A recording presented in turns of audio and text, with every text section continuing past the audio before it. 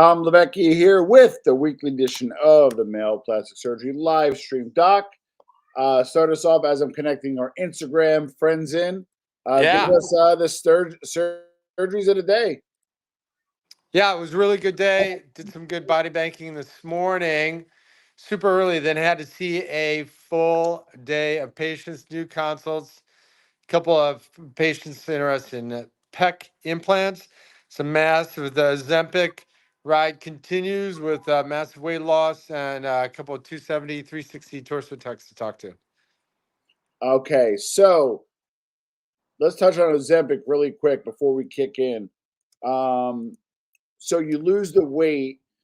Is there not a downside, but like what happens kind of after you lose the weight? Well, we have some deflation of the tissues, excess skin appears.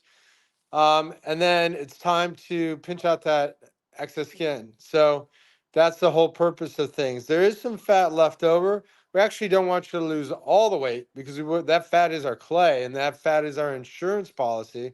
So we want you to keep a little bit of fat along there so we can bank it. We can add volume and contour and all that and muscle grafting to do body banking, muscle grafting, to give a nice muscle makeover to people. So that is what what we want to do, and at the same time, pinch out some excess skin to tighten people up.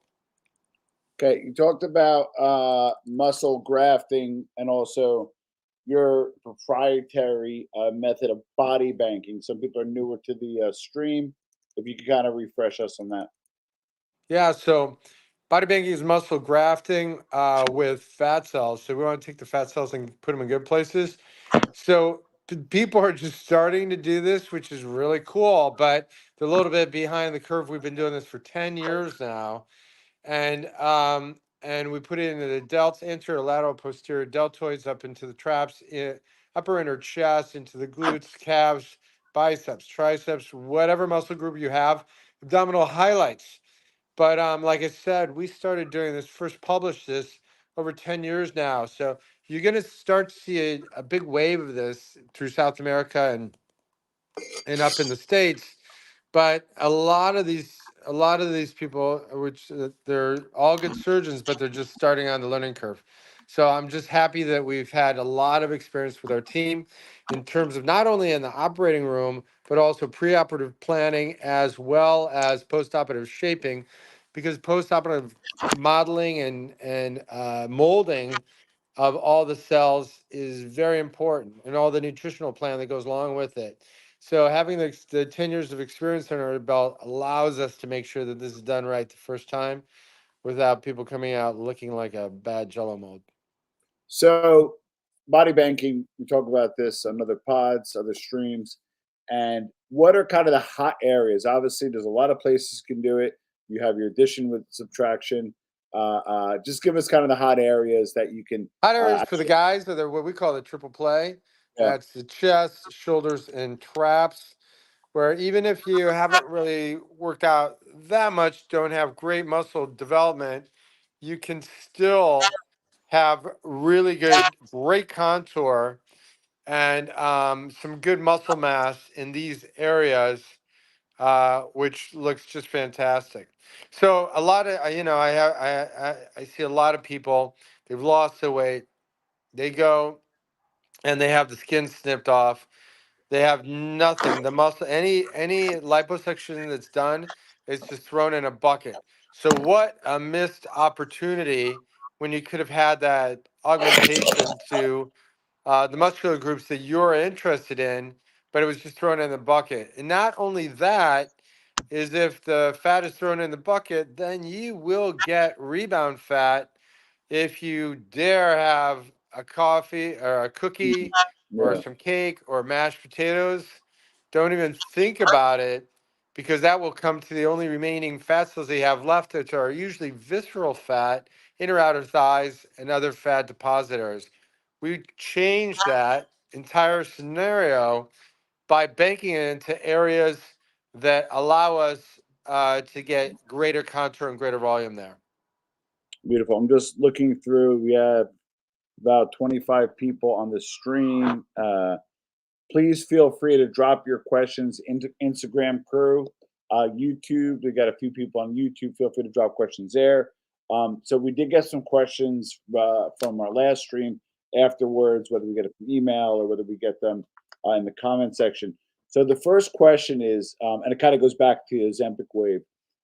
With the Ozempic wave, from a plastic surgeon's point of view, right? So I lose the weight or I'm losing the weight, right? And then I have like, can I get away with just liposuction, or when do I need like liposuction or skin tightening or both? Like what's that kind of threshold? It's all about the pinch test. If I go in and I can pinch more than 2 inches of skin, there's loose skin. The skin's not going to contract. It's not enough. Okay. Even with an energy-based device, they always over-promise, under-deliver. And I find that a lot of people have paid other plastic surgeons a lot of money, and they use some energy-based device. They're disappointed. There's now a lot of scar underneath the skin. They threw away the fat. That's another missed opportunity. They'd have less excursion of the tissues to come together because of scar tissue from a previous energy-based liposuction, and that's another missed opportunity. We can't move the tissue and take as much out and make it as tight because of the stiffness of scar tissue from the previous liposuction energy based tools that keeps excess skin stuck in one position. So what you end up is having sort of people that call it lumpy lipo. It's not lumpy lipo, it's the scar tissue from the energy based liposuction that says it's going to tighten up the tissue. It doesn't tighten up the skin, creates scar tissue underneath and leaves excess lumpy skin that should have been pinched out and moved down. Got it. We have a special guest in the chat on Instagram. Hello to Joseph Baimonte. He is a fearless patient care Dun dun coordinator dun. at Alpha Male Plastic Surgery. So if you have any questions, it's a good time to ask. Joe's in the chat. We got All Brittany, right. who's a social media manager. So we kind of got a good kind of crew cooking this week, and we got some people on YouTube and Facebook. We're streaming on all three platforms. So a question about drains. What are they, and what role do they have? How long do they stay in? If you can walk us through about drains. Yeah, drains are your friends. Drains prevent you from having recurrent fluid collections. They allow the fluid to come out. So with the drains and then with external compression, as soon as even on the table after you finish with the case, drains are in. We pack you up before we even wake you up. So there is not any chance for any fluid to collect underneath the skin. Immediately, the skin begins to heal down from the second that we are finished with the case. So that diminishes any problems with fluid collection. The other thing about the drains is if you get the blood out, then you're not going to have problems with bruising. The more that we can get the fluid out through the drains and also by external compression to force it out, the less fluid is to hang around, the less blood that is to hang around and rise to the surface and cause bruising. Because that's really all it is. If you get it out, there's nothing to rise to the surface of the skin and cause the bruising. So drains are your friend. They will be in. Uh, Sometimes we could take it out in 3 days. Sometimes we take it out in 5 days. Sometimes for larger cases, we keep it in for a longer period of time, sometimes more than 2 weeks, because we want to make dang sure that that skin heals down that we don't get a recurrent fluid collection. Okay, question about I'm actually looking up right for gynecomastia. Um, so what is the exact cause, and could I just go to the gym? Yes and no. You can get to the gym for upper pole development to your pecs. That's where the muscle is. But on the south side, the lower pole, you're going to have some gynecomastia tissue left over, and it's not going to improve by just working out. It's stuck there. It's there in shall we say, breast tissue. We say chest tissue for men, and it's underneath the nipples. Sometimes it can happen because of a couple rounds of steroids. A lot of the guys did it in their 20s, experimenting with things, or serious bodybuilders. Sometimes they do it before they mix in the anti-estrogen component, and so they can get some pretty gnarly gyno that we have to take out. The good news is we can take it out through a small nick incision, so we don't have to make that big smiley face incision for most of our patients, and we only need an incision around the areola if we're really going to lift for severe massive weight loss patients. Okay, and then what are what are the options for treatment? You know, going from mild all the way to Sure. requiring surgery. So the simplest form of gyno there, where there's not a lot of woody tissue, we can just do liposuction. And I see all these surgeons that have before and after photos where they have the incisions are right on the chest. There's no way you should do that. The incision should be underneath your armpit. So what we can do is we can slide in underneath there, do liposuction from a remote site with a scar that nobody's going to see. And then through just a teeny tiny nick, just a tiny nick underneath the nipple. Again, nobody's going to see the shadow of the nipple. I can go in there and I can strip out the gynos through teeny tiny, we call them clam strips because they look like clam strips. Pull it through that tiny hole. So you don't need that to have that smiley face incision. Now that's for the milder forms, grade 3, grade 4 that has excess ptosis of the skin, more fat, and excess skin for massive weight loss patients. We may move to a free nipple graft, and that or a bucket handle procedure where we move things down and tuck the areola into fresh tissue. Both of those are excellent choices, but they're choices for patients that have lost a lot of weight, and we need to pinch out excess skin. So, in regards to liposuction, okay. So, what areas of the body do people or men specifically get treated with liposuction? Most common is the abs and the flanks. So if we go in there and do some good detailed high definition liposuction Yeah. that really cleans in the lineaba, the semilunaris, those are the vertical transcriptions, and then the transverse transcriptions, the ones that go across. And then we clean out the external obliques, upper external obliques. We call it serratus stripe. That Yeah. gives a little added detail that people don't normally see. So you see a lot of people etching the abs. They go in there, they just go in there and they make a tic-tac-toe board. Mm. Maybe they even put the incisions directly on the skin. We don't do that. We have curved cannulas so that the only incisions that we need to make are either through the belly button or we hide them up in the nipples. So you don't see Oh with wow. the techniques and the tools that we have right now, you should see absolutely no scars on your abdominal wall, and you should be able to have some beautiful, clean abs. You should be able to go to the gym or the pool or the locker room or the beach and have no visible incisions. Maybe something that's underneath your swimsuit. Possibly you can't do surgery without making an incision somewhere, but there's no reason why you should have all these nick incisions all over your abdominal wall. It's completely unnecessary. And if you're working with a surgeon, they say, "Oh, I'm going to make this incision on your belly and this one, but it's gonna be a small one. It's gonna be a stealth one. No one's gonna see it. You got to run for the hills because those are completely unnecessary. I have spoken at conferences where the guy speaking before me says he's gonna make this incision and that incision right on the belly, right in front of everyone, and then I get up and give a talk and talk about Nicholas or uh, no cut incisionless abdominal sculpting, and the people that speak before me are embarrassed that they were talking about incisions on the abdomen.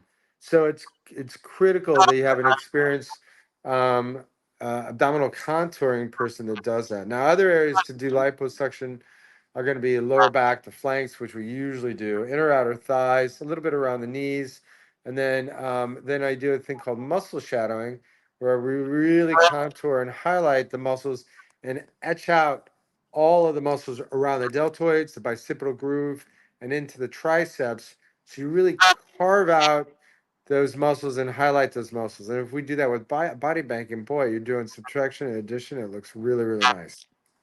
So the number one comment we get, as you know, and some are trolls and some are the good, honest opinion.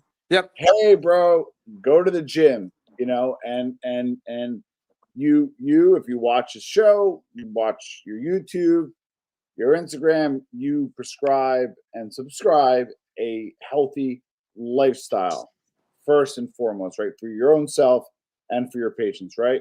But some guys work out a ton, some guys are gym rats and do the whole thing, but they hit a genetic wall. Can you kind of walk us through that? Right. First of all, to answer all those people, all of our patients do go to the gym. That is precisely why they're here, because what they're doing at the gym, and they work hard at it, but there are some areas where, as Tom said, they do hit the genetic wall where their muscles in a particular area don't keep up with the other areas. In those areas, we can do some body banking to increase the size of the muscles by banking the cells into the muscles, and the cells may even uh, produce some growth factors that can enhance the growth of the actual muscles themselves. So that's really important. And the other thing is how do you tell a guy that fell off his motorcycle, got hit by a taxi, and fell off his motorcycle and has nerve damage, and all the muscles of his right arm have atrophied. You tell them, hey, dude, hey, bro, just go to the gym. What do you do to the kid that fell out of the tree when he was 8 years old? And he's got a huge arm, a huge bicep on one side, and a spindly little arm on the other side. Hey, dude, just go to the gym. Yeah, that's really sensitive. No, you don't. You got to help him out. So we help him out with body banking, maybe a bicep implant, maybe a tricep implant, maybe forearm implants, which nobody's ever really done. That I do for my patients, and not just patients that can't get to the gym. There are patients that do go to the gym, or patients that have had accidents, and this is really reconstructive aesthetic surgery for them. Final question.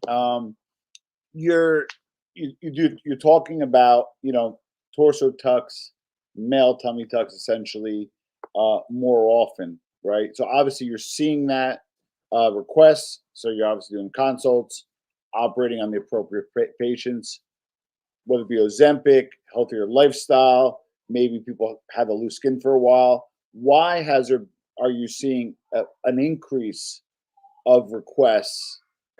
You know why we're seeing it? Because it's the whole Ozempic, Wegovy craze. People are losing the weight and then they need to pinch off the skin. Also, people that have always lost the weight, they're running around with excess skin, but they kind of take the excess skin as their badge of honor, and they finally say, you know what, I've had it. I'm sick of this.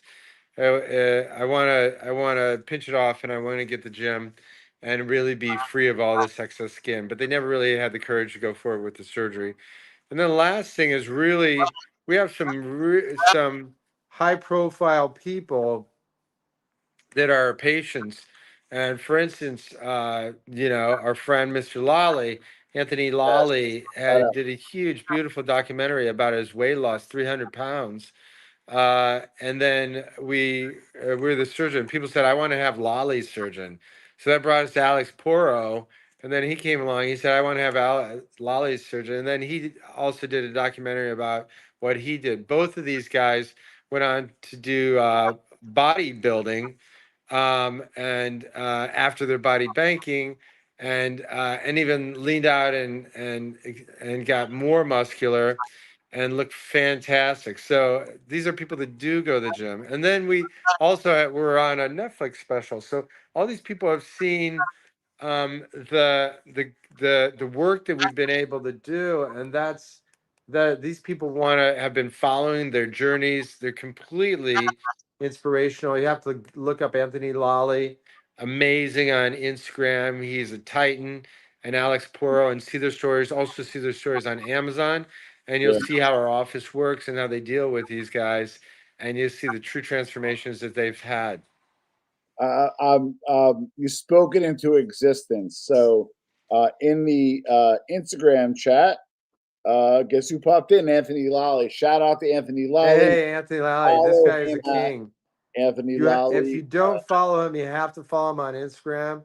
Yeah. This guy's he's got a huge heart.